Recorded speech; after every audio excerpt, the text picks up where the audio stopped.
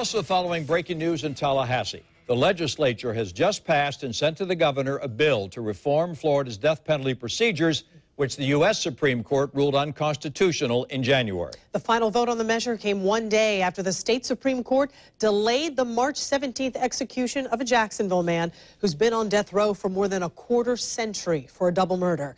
51-year-old Mark S.A. was sentenced to death in 1987 for killing two men, Robert Lee Booker and Robert McDowell. Their families have been waiting for his execution ever since, and now it's been postponed indefinitely. We'll have a report from our Tallahassee correspondent in a moment, but we begin our coverage with Channel 4's Francesca Amaker, who just spoke with the Booker family. Francesca. Well, Tom and Joy, the Booker family describes this as a hate crime. They say their family member was walking in this area just 30 years ago. This is the Ocean Way area. He was just getting off of work when he was shot and killed by S.A. Then just 20 minutes later, S.A. shot and killed another man. Now, on March 17th, they said they were going to be finally receiving their justice, but now they have to wait, and they don't like that. Now, again, the Florida House today passed a bill to change the state's death penalty sentencing system to comply with a U.S. Supreme Court ruling that found it unconstitutional. And according to the U.S. Supreme Court, Florida's method of sentencing people to death is flawed because it allows judges to reach a different conclusion than juries. Now, Robert Lee Booker was one of the two victims of 51-year-old Mark S.A., and this family says they were about to receive justice, but now they have to wait. People like that don't deserve to be on the face of the earth. And I think that, you know, the system has sort of failed us in that way because it's been too many years, way too many years. If that was one of us, excuse me, if that was one of us, we'd have been gone long ago. We'd have been gone.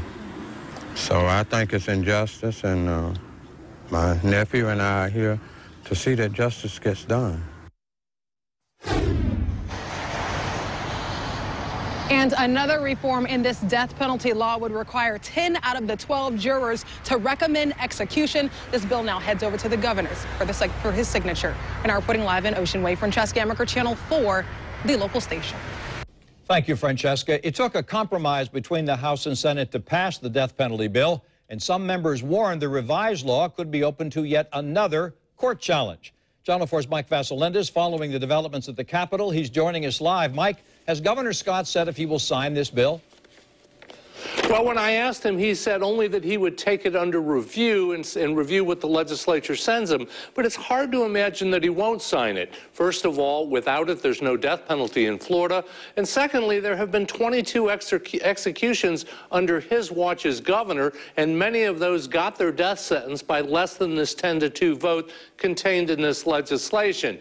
Now, the Florida Senate sent the bill to him this afternoon on a 35-5 vote. Some from Jacksonville said out loud on the Senate floor that they wish there was a unanimous jury involved in it, but they couldn't vote against it without that provision. Senator Thad Altman of Brevard County was the only Republican to vote no, and he warned that without a unanimous jury requirement, Florida's death penalty is likely to be declared unconstitutional again. Most of the legal scholars that have testified and the legal scholars that I've spoken with are very clear that unanimity is a very important component of making the process by which we administer death constitutional. Now, this legislation does nothing for the 389 people currently on death row, and that includes Jacksonville murderer Mark S.A. The Supreme Court, as we heard before, stopped his execution yesterday, and the debate going on right now is whether all of those people get life sentences or only those cases that have not been fully resolved. That is something the courts are going to have to work out, and whatever they say will likely be challenged. Mike Vasilenda reporting live from Tallahassee. Thank you, Mike. Attorney General Pam Bondi issued a statement late this afternoon about the death penalty bill. She said, quote, "I want to thank state lawmakers for prioritizing this important legislation to ensure Florida's death sentencing statutes are constitutional."